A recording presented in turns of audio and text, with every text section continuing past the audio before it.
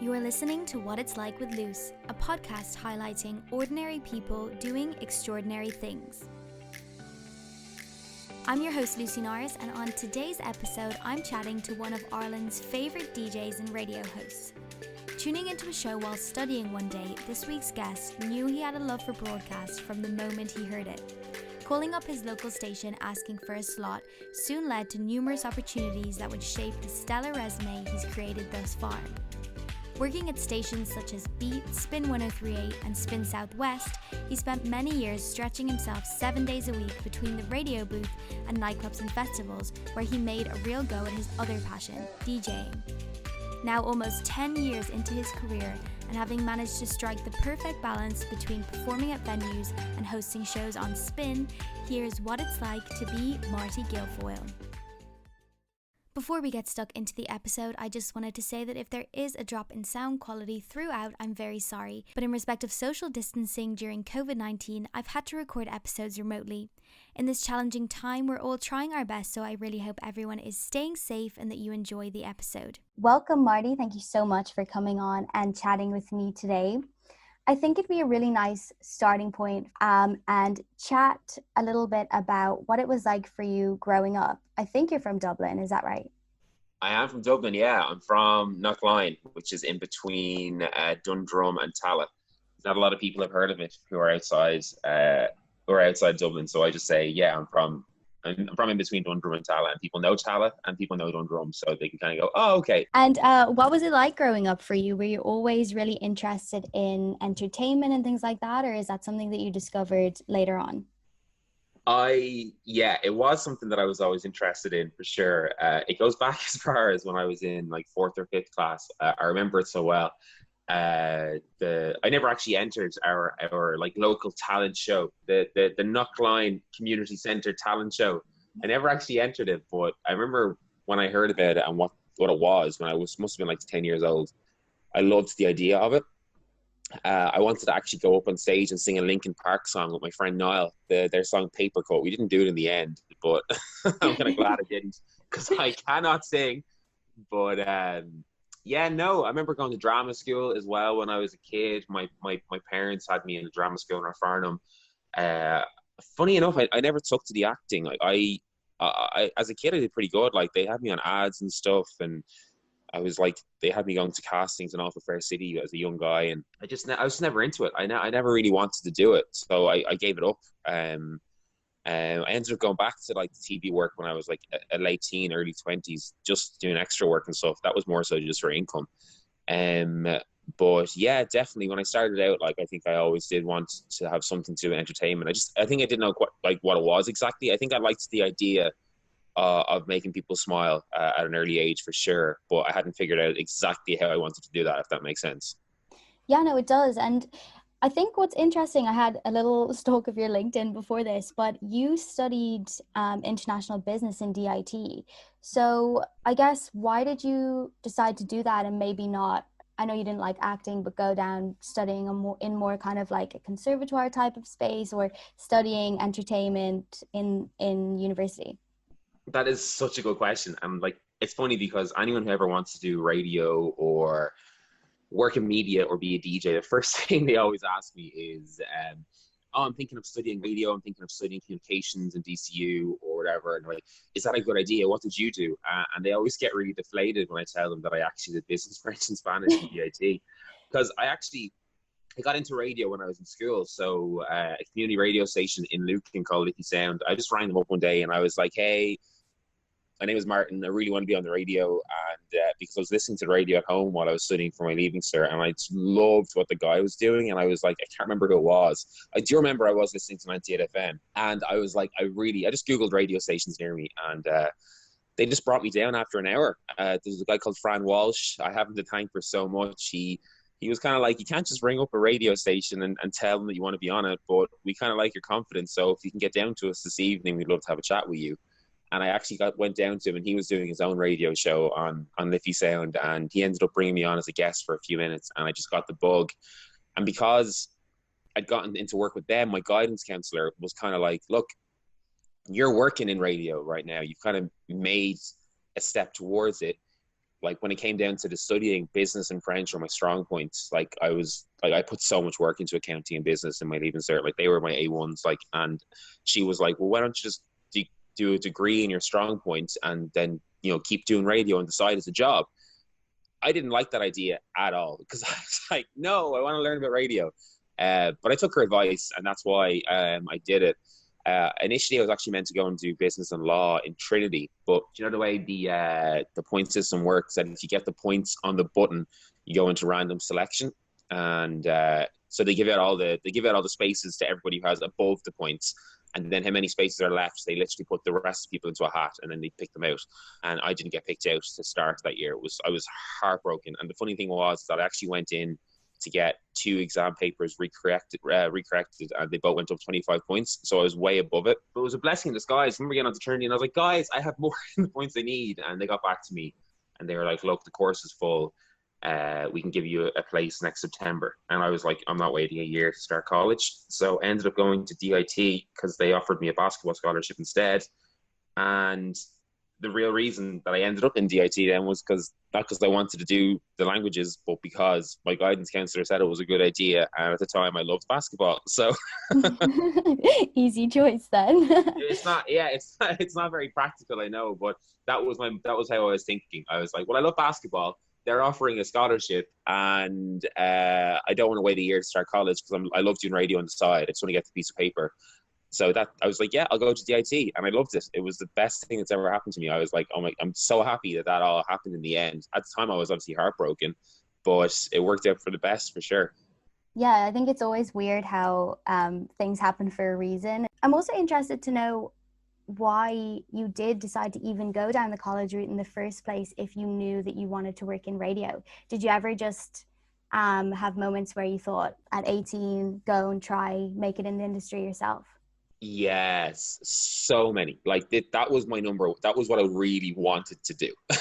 I really wanted to do that because I fell in love with DJing actually when I went to Lanzarote when I was a teenager, and I saw some guy DJing and he was having a great time, and I was like, I really want to do this, and I ended up not coming home from the holiday. I stayed on till October. Oh, nice. Just to work. I know my parents were like, "Are you serious?" They were like, "You were the good kid in school. What has happened?" And I remember then I had to leave Lanzarote to go back to college, and I just that killed me. It really, really did, because I knew what I wanted to do. So what I did is I did college the way a lot of people don't do it, and this is going to sound really mean towards DIT, but I feel like if I had taken up the course in Trinity, I feel like I wouldn't be where I am now, because they would have been a lot stricter on me with classes and exams and stuff. So when I was in DIT, I went back, like I missed so many lectures, and like because I was like DJing the night before. When I came to my finals, I had 3 gigs the week of my finals. I remember so well, and I brought my notes with me, so I was mixing in the club while reading over the notes for the finals the next morning.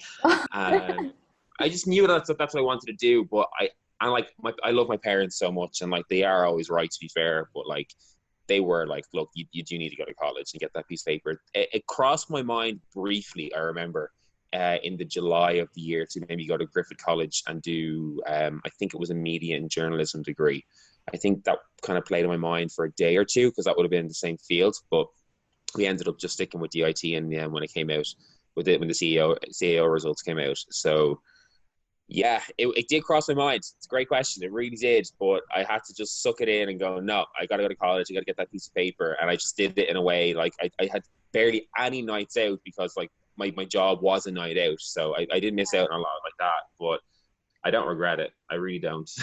No, it's always good to have that piece of security there, because I did a journalism degree myself in the UK, but so I also considered just doing the internship route first. But there's just something about having that security of a degree, that if you do want to pack it all in and go, using normal in inverted commas, to go, you know, I don't know, working in an office somewhere or whatever, you can do that. So you're so right. And I think the degree these days I don't think it actually has to be related to what you want to do. What the degree does to future employers is, I tell people this, is that it shows commitment. It shows that you can go and start something and you can finish it, you know. And I think that's what like really stands to you when you get a degree. So that is the Yeah. main reason why I'm glad I did it. It shows that I can put my head down and start something and finish it. It's just not exactly, playing music on a radio station. Yeah, but you went on to do that anyway. So my next question, I guess, leading on from that is, once you graduated, what happened next, and how did you get that foot in the door of the bigger places? Because I know how hard it is myself to break into this kind Yeah. of an industry. So I guess I'm wondering just how you did it. So obviously I was working at Spin from, I've been working at Spin 10 years now, funny enough. And nearly 10 years. And I was spinning at first. And when I got the call to be a cover presenter, because I sent on a demo from my Liffey sound work as a teenager, like I was like, this is it. I'm going to go in here, I'm going to hopefully nail it, and I'm going to be on their books for good, which I have been, but I didn't think I would be, to be honest. And I kept at it. They kept giving me cover shows. And then what happened was, funny enough, is a job came up. And I had 2 shows a week set in stone there. My shows, they were at the weekend, but I just wanted to do more. So actually at the time, maybe 9 years ago, I actually started doing work for a radio station called Freak FM. I don't know if you've heard it. They're like the digital station in Communicore. We basically put people on Freak and we train them up, and then we can use them to use around Communicore. And I actually went from Spin to Freak because I knew there'd be some radio shows going on Freak. Now, of course, they would have been unpaid, but I just wanted to be on the radio 5 days a week. So I do 3 shows a week on Freak and 2 on Spin. And then a job became available in Spin. They were like opening for applicants. And at the time it was Nikki Hayes. She was doing 10 to 1, I think it was, Spin Hits. And I was like, I'm going to apply for this and hopefully I'll get it. And I didn't get it. And I was like really upset at myself. I was like, oh, why didn't I get that? Like they asked me to do all this cover work. They trust me. And I'm like, why didn't I get it? So I went into the boss and I was just like, can you please tell me, like, not why I didn't get it, but who got it, so that I can kind of go, now I know you should never compare yourself to other people, but I was young at the time as well. And I was like, just so I can kind of know, like, their experience or who they are or whatever. And then they told me that a girl called Treyzan O'Reilly got it. I don't know if you know Treyzan. She works down with WLR at the moment in Waterford. She was coming from a radio station called Beat 102, 103. And I was like, well, fair enough. Like, maybe they wanted a woman voice on air, which is totally fair. We need more of that anyway. And I was like, well, then I can't compete with that. I'm not a woman. Yeah, small problem. That's the tiniest problem ever. So I actually felt better about knowing that. But then when I got down to the spinny, I was thinking, hang on a minute. I was like, this is going to sound so bad. I've just been given information that hasn't been made public yet. And I was like, Treyzan is leaving Beat. And I was like, hang on, what can I do with this? So in the spinny, the demo that I sent to Spin for the Spin Hit show, I sent to the CEO of Beat saying, hey, not sure if anything is coming up in the future, but if it is, could I be considered? Because I couldn't go in and be like, hey, I hear Treyzan is leaving. And she got I love back that to me though. That's so good. I really wanted to be on air full time, and I was like, I'm just gonna be cheeky here and go for it, but not too cheeky. So I'm gonna pretend that I'm just randomly sending this mail. And she listened to it.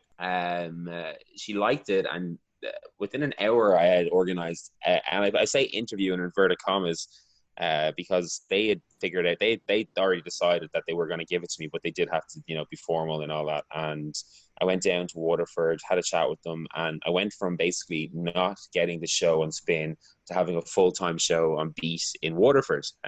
But Spin kept me on at the weekends.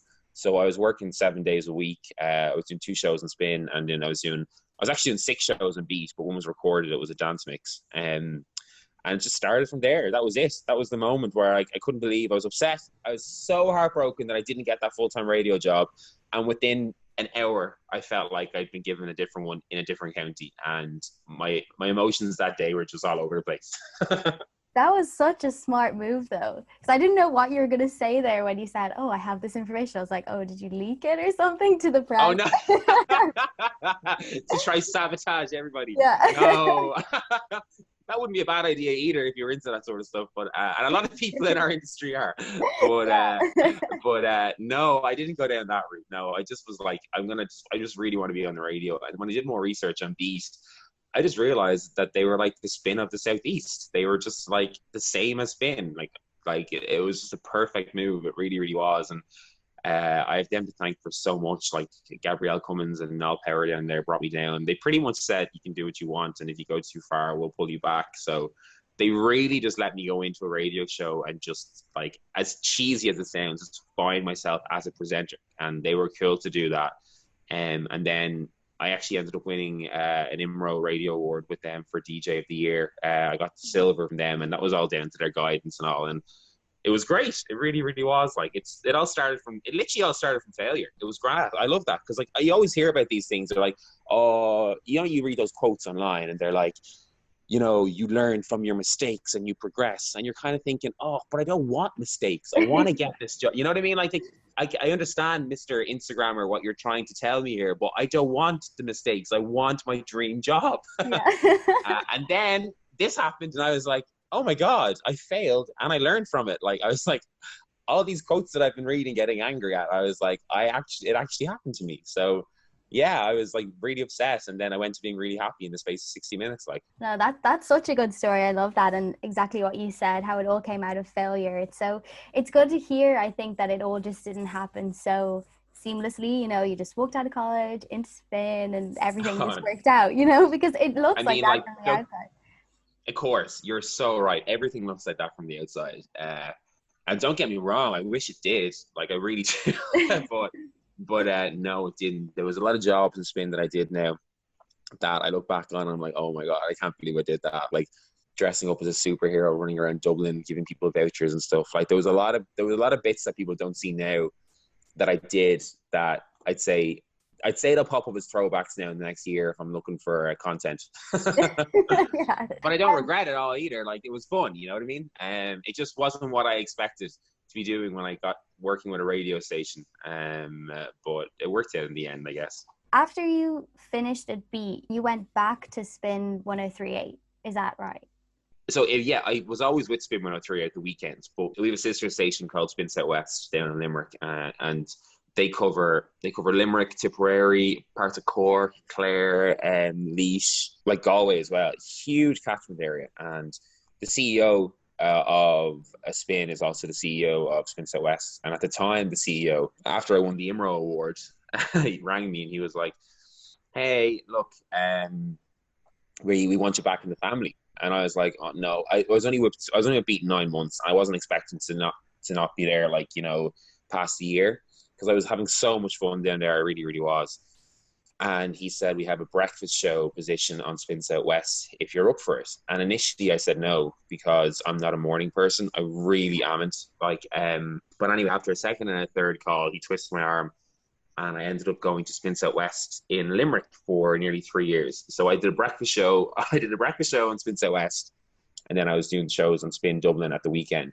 And then gigs started picking up then as well. So I was traveling around the country. So a lot of the time, I look back now and I'm like, geez, I was mad. And I'd probably do it again. But like, I was going around doing student nights and then going straight in the next morning to do a breakfast show. And I wasn't getting to bed till maybe 1 p.m. the next day, if that makes sense.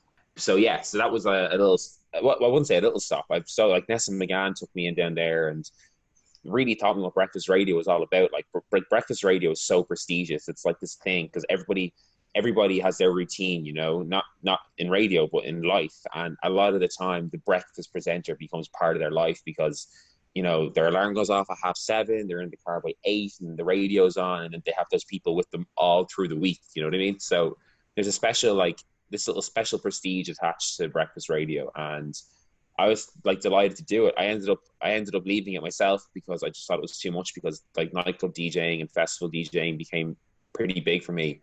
And I just couldn't keep doing that. Like, I just could not keep going to maybe Donegal or Athlone or whatever it was, and then go straight in the next morning and do a radio show. It was just like my radio show didn't take a hit, but like my body did. My body took a massive hit. It was like, slow down, man. We need to sleep.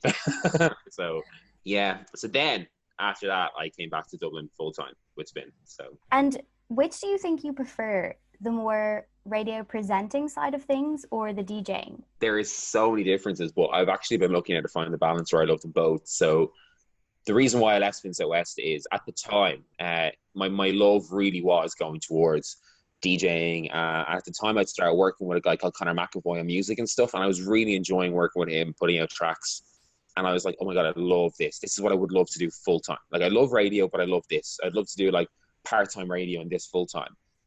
and Spin Dublin then were like, well, we've got a nighttime show. It's 10 to 12. You can do that, and you've got all day then to do whatever else you want. And then if you get a DJ set for 1:30, if you want, you can go and do that. And then you're not back until 10 p.m. the next day.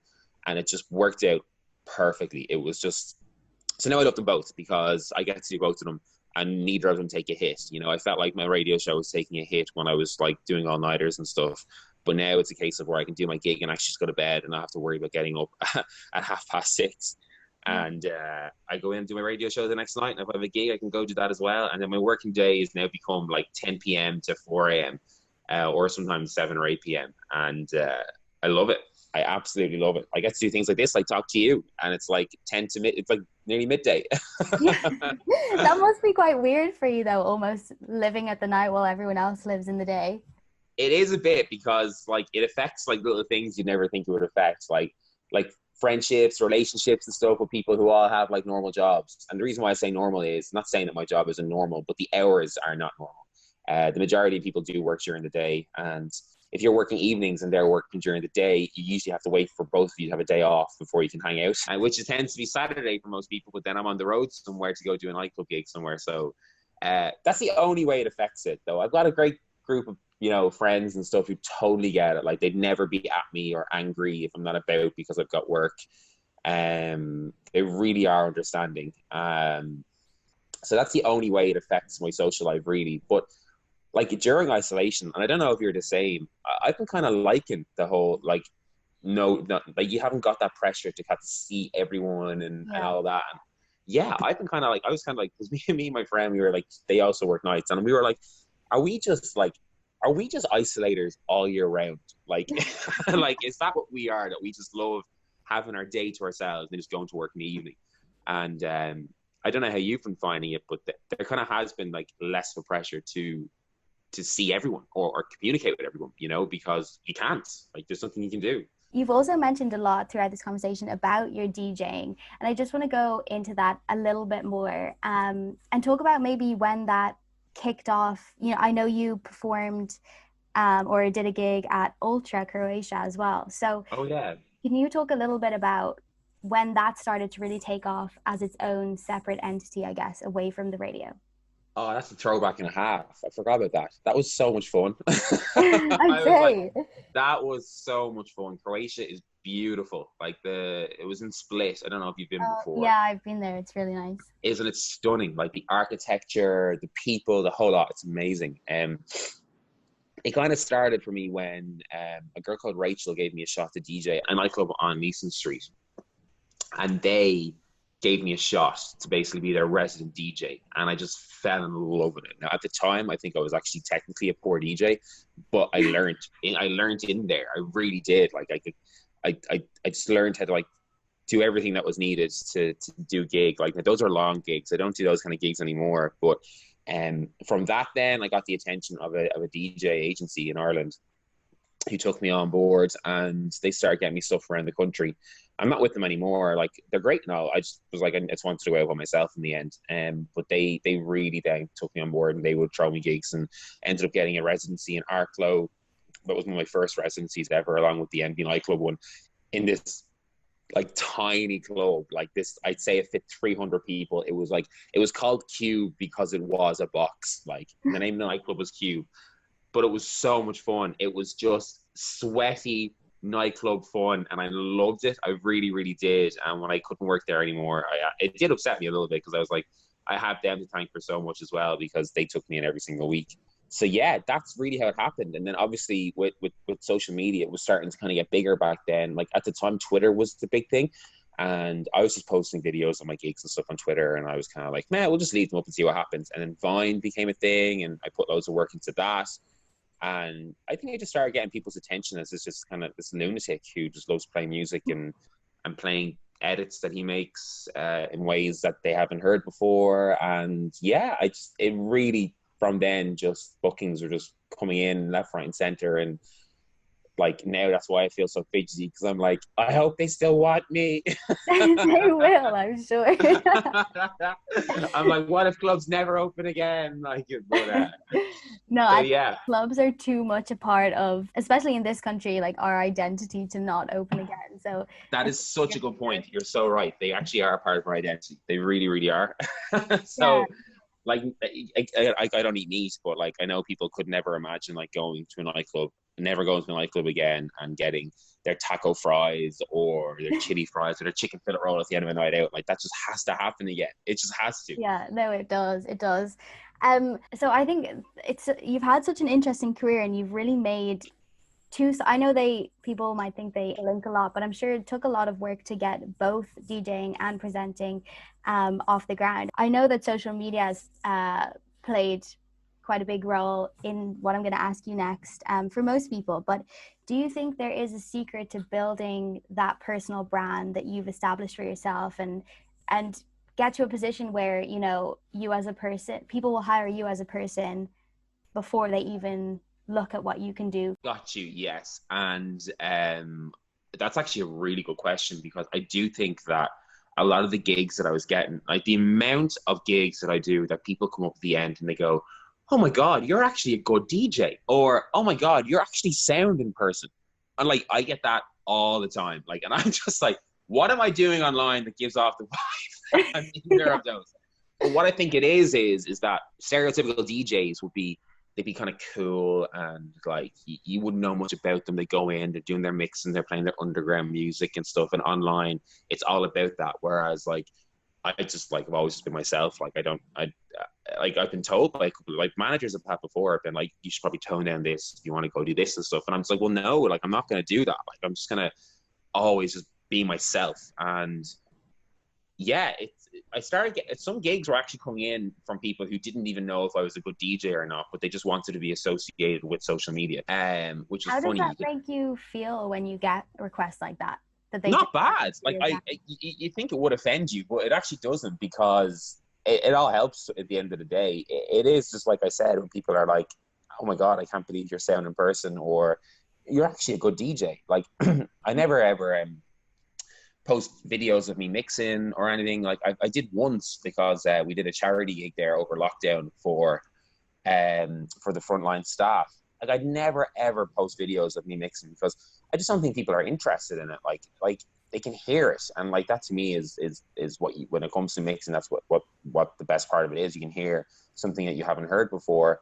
And at a gig, at a festival, especially at a festival, when you're on stage and there's a couple of thousand people in front of you, they can't see what you're doing. Like they can just see you up there, and you've your microphone, you've got your decks, so they can't actually see it. And when I posted the video of me actually DJing, because for an hour, the amount of DMs that I got going, oh my God, like you're sweating, you're mixing, you're doing all this, and I'm just like, this is what I do all the time. Like, I think that because I've interlinked it with this kind of like vegetarian who loves going to the gym, that people assumed that I was getting gigs because just to be someone that stands there and to be someone with a personality. Whereas like when I'm DJing, like, oh my God, like I literally just put my head down, like anyone else doing any other job, they just get it done, you know. And it's like I tend to not interact with too many people during my set, because I just know what I want to do, and I want what edits I want to play and what mixes I want to make.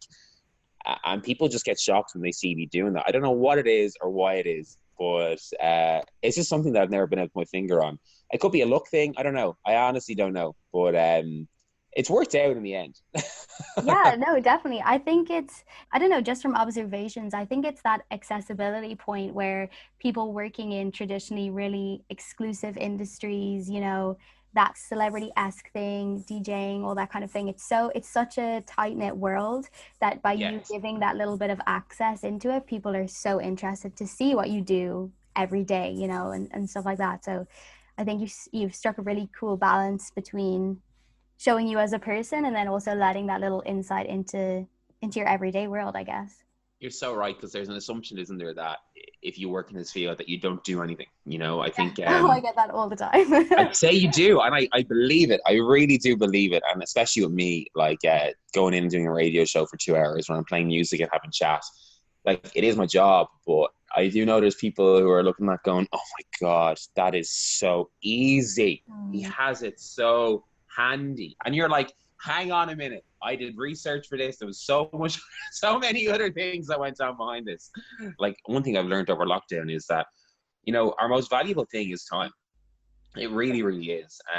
It's not money. It's not anything else. It's time. How valuable your time is. And I think if you're willing to give up your time, I think that the person who is receiving that time should always take it as the biggest compliment ever, because that is literally the most precious thing we have. And say someone, if we're offering to do a job for free and it takes 6-7 hours to do, it should stand to you, you know, but you do have to do it. That's the thing, to show that you're into it. But yeah, I've learned that over lockdown, like how precious time is and how it is our most valuable thing. And yeah, that to me is like the biggest thing that you can spend on yourself. So if you're not getting an income and you're spending time on something, you really like it. Yeah. No, that's such a good point. I'd also be interested to know what you see the future looking like for you, which I know is a really hard question because no one can predict what's going to happen tomorrow, let alone in a few years. But if you had a rough idea of where ideally you'd like to see your career take you, do you know where that would be? Oh, wow. I don't think I've been asked this before. So now I'm kind of like looking up the ceiling of my sitting room right now going, hey, where do you want to be, pal? So to me, it's funny. We're human at the end of the day. And I do think that I'm jealous of people who can do their full-time job and go, I have enough. I am so jealous of those people. I really am. I'm not wired that way, unfortunately. But when I see people who are wired that way, I do honestly get this little bit of jealousy.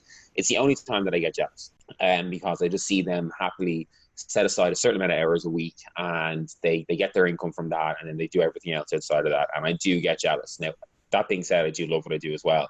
So the jealousy doesn't last maybe 30 seconds at most. But the dream for me when I started off was to be on a constant tour of Ireland, meeting new people every weekend, playing every county in Ireland, and just being out there seeing, because Ireland is beautiful, like it really is. And I'm lucky that I get to see parts of it thanks to my job.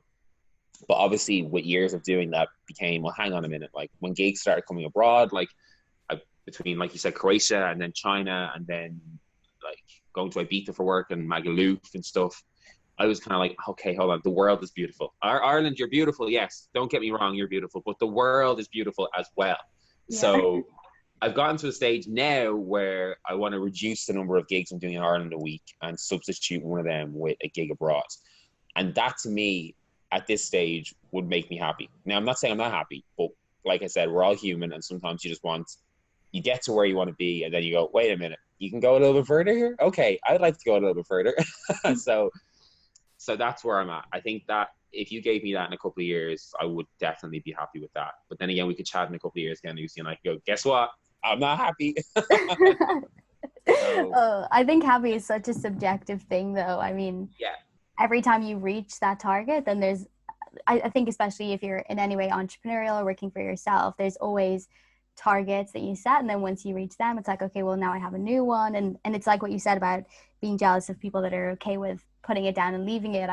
I don't think working in media or something like that is constantly changing, you could ever be like that, because it's not going to be the same as yesterday anyways. Like the work, you're so right. Like I remember, and this just to prove your point, like obviously social media is such a big part of our gig, and a lot of people don't kind of get that you have to go on Instagram and post, and that's part of your work, because they're like, you're not getting paid for it. And it's like, yeah, but I might get paid for this post, as in like someone might see this and like me and hire me. Like people don't kind of, that's the thing, you know, that to me is the mentality that like a lot of people should have, is that like, you know, if they're posting something that you never know who's going to see it, so of course you should keep posting it. And I know some people wouldn't be into social media that much, so they don't understand it. But when TikTok became big in Ireland, like I sat down and I was like, no, I was like, what? Come on, we've got Twitter, we've got Instagram, we've got Facebook.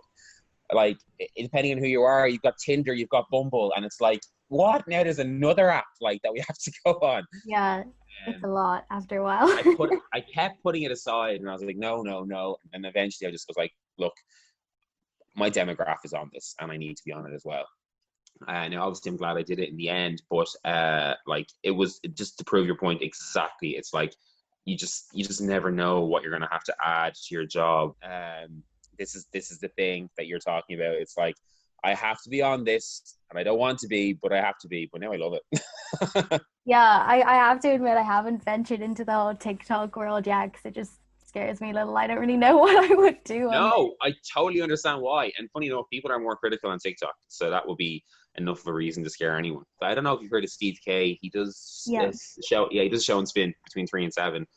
He turned to me ages ago, and this is going to be a very funny conversation that you're going to listen to this and go, what? Did this actually happen? He was like, basically going on about how he doesn't have a presence on social media, that to him there's no point him going on Instagram going, listen to me now, because he goes, well, nobody cares. And then he was kind of going on about how he's like, how do you deal with like when people comment negatively on you? And I was like, I've actually always been fine with it, Steve. And he was like, can I give you a bit of advice? And I was like, of course he can.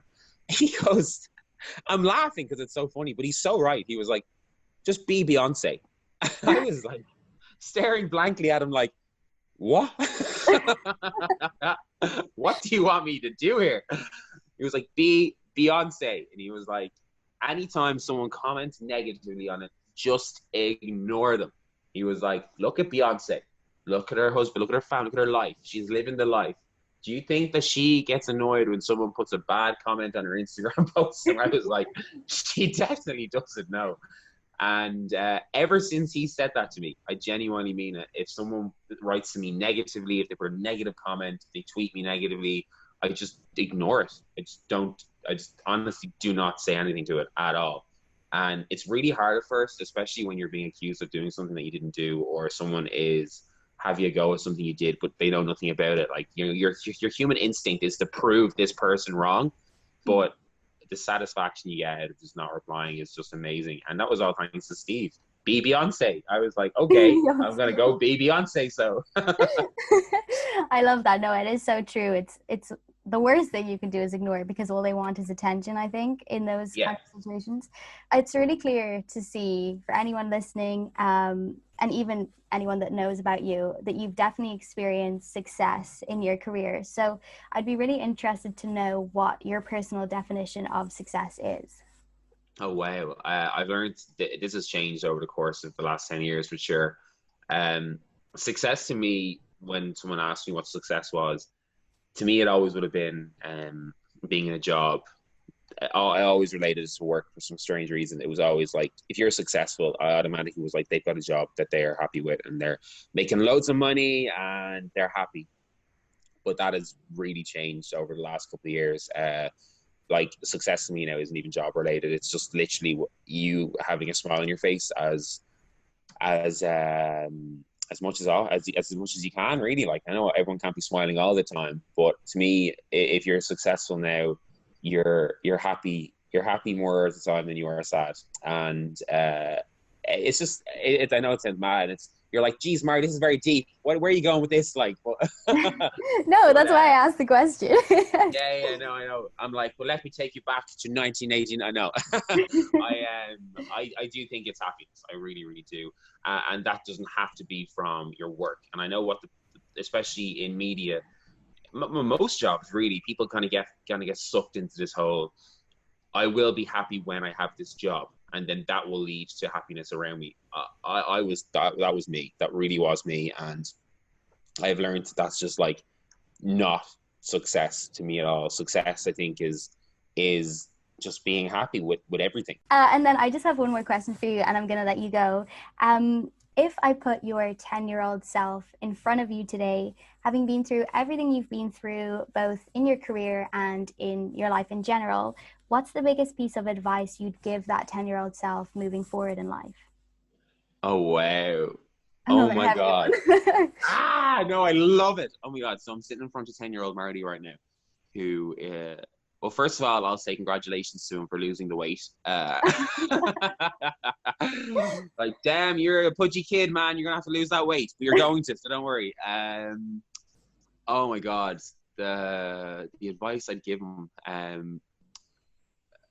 oh my God. I do think it would be, at first I would have taken a lot to heart. Definitely when it came to like negativity. I questioned a lot of my decisions throughout my teen years, for sure. I really, really did. So I'd obviously like go back and tell him not to worry about those bad decisions that you make, because they are going to help make you the person that you are. in whatever many years. One thing I would tell him though, for sure, is to really value people's time. I think that I didn't do enough of that when I was a teenager and in my early 20s. Like, I think I got into this mode where I knew what I wanted to do, and I had some really nice people around me in situations where it could have been a relationship, it could have been a friendship, and I ended up like losing them because I was so career focused. So I think I would tell him, look, you're 10, man, and this is a very deep conversation to be having with me right now, but I need you to value other people's time. Whatever about, having your own time, and your time is precious, but value other people's time too. That you're going to come across people who are going to really, really, really like you, and are going to really want to be part of your life, and you're going to want to be part of theirs, but you're going to put some things ahead of them, which you shouldn't do. Which I've learned since now, but like, I think that would be definitely something I'd say to 10-year-old me if I sat him down. I know he'd be looking at me going, what are you talking about? But yeah, it'll all make sense one day. It'll all make sense one day. You go back in there and you eat your fish fingers, because one day you're going to be a vegetarian and you're not going to be able to eat them anymore, okay? So yeah, I think that's what it would be. Well, thank you so much, Marty, for chatting with me. I really enjoyed it. You've had such an interesting life, so it's been really nice to get behind all of the achievements that we see on social media or elsewhere, and actually discover what it took to get there. So thanks so much for letting me do that today. Lucy, thank you so much for having me. And one day I hope that the role is reversed, where I'll be bringing you on a show that I'm doing. I don't know what that show will be, but hopefully there is a show where I'll be asking you to join me as well. Yes, please, someday. Lucy, thank you so much. Thank you so much for listening, and as always, please rate, share and leave a comment if you like what you hear. And don't forget to follow @WhatIt'sLikePod on Instagram and Facebook. To follow Marty on social and listen to his show and music, visit the links provided in the show notes. I'll be back next week with more inspiring stories, but for now, this has been What It's Like with Luce.